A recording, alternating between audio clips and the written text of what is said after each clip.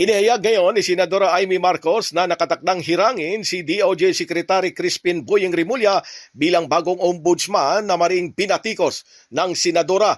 Ayon kay Senadora Amy, na tunay pa rin na itim ang kulay ng bayan na nagluluksa, nababalutan ng pangamba at kawalan ng pag-asa sapagkat ang huling bantayog ng pananagutan ay pinilit wasakin ng politika at kalapastangan sa konstitusyon.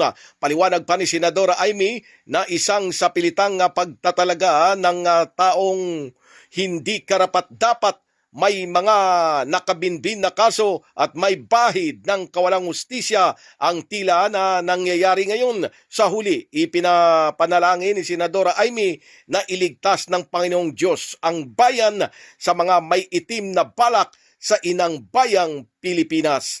Pilipinas, mula sa Senado, Silvestre Rambulabay, Radyo Kayo Manggi.